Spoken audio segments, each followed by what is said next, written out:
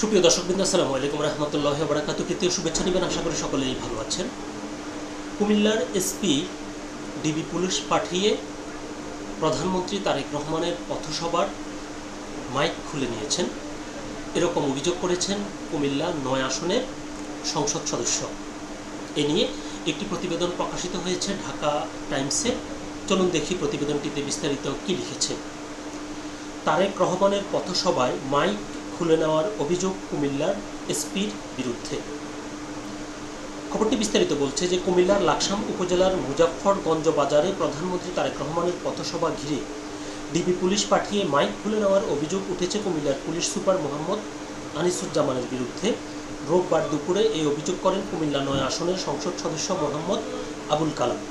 তিনি জানান, গত শনিবার চাঁদপুর সফরে যাওয়ার পথে প্রধানমন্ত্রী তারেক রহমান তার নির্বাচনী এলাকায় একটি সংক্ষিপ্ত পথসভায় অংশ নেওয়ার সম্মতি দেন। এই উপলক্ষে লাকসামের মুজাফফরগঞ্জ বাজারে সভামঞ্চ প্রস্তুত করা হয়। এমপি আবুল কালামের ভাষ্য, পথসভার দিন সকালে কুমিল্লার এসপির নির্দেশে ডিবি পুলিশ এসে সভামঞ্চের মাইক খুলে নেয়। পরে নেতাকর্মীরা বাধা দিলে ডিবি পুলিশ জানায় তারা এসপির নির্দেশেই এই কাজ করেছে।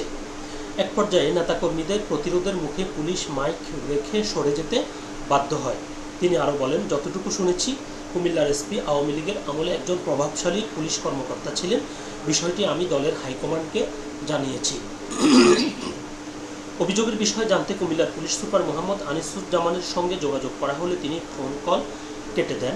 পরে তার সরকারি হোয়াটসঅ্যাপ নম্বরে পাঠানো খুদে বার্তার জবাবে তিনি অভিযোগটি সঠিক নয় বলে দাবি করেন। প্রসঙ্গত, গত শনিবার প্রধানমন্ত্রী তারেক রহমান চাঁদপুর সফরে যান। সেখানে দুটি খাল পুনঃখনন কাজের উদ্বোধন, ফ্যামিলি কার্ড কার্যক্রম উদ্বোধন এবং জনসভা সহ বিভিন্ন কর্মসূচিতে অংশ নেন। চাঁদপুর যাওয়ার পথে কুমিল্লার লাকসামের মুজাফফরগঞ্জ বাজার ও বরুড়া উপজেলার লক্ষ্মীপুর বাজার সংলগ্ন খেলার মাঠে দুটি পথসভা করেন প্রধানমন্ত্রী। মুজাফফরগঞ্জ বাজারের পথসভায় তিনি প্রায় ২.৫ মিনিট বক্তব্য দেন। তো এটি একটি গুরুতর অভিযোগ যে প্রধানমন্ত্রীর পথসভার মাইক কেড়ে নেওয়ার জন্য ডিবিকে পাঠিয়েছেন জেলার পুলিশ সুপার। এখন যদি পুলিশ সুপার বিষয়টি স্বীকার করতেন তাহলে হয়তো জানা যেত যে আসলে কি হয়েছে, যেহেতু এমপি একরকম অভিযোগ করছেন এবং এসপি সাংবাদিক যখন তার কাছে জানতে চেয়েছে তিনি এটি সঠিক নয় বলে তিনি অভিযোগটি একরকম উড়িয়ে দিয়েছেন। তো হয়তো পরবর্তীতে আমরা আরও বিস্তারিত সংবাদ দেখতে পাবো যে আসলে ঘটনাটা কি হয়েছে। কারণ প্রধানমন্ত্রী একজন সম্মানিত ব্যক্তি, তার একটি অনুষ্ঠানে একজন জেলার পুলিশ সুপার এই কাজটি কিভাবে করেন এটি একটি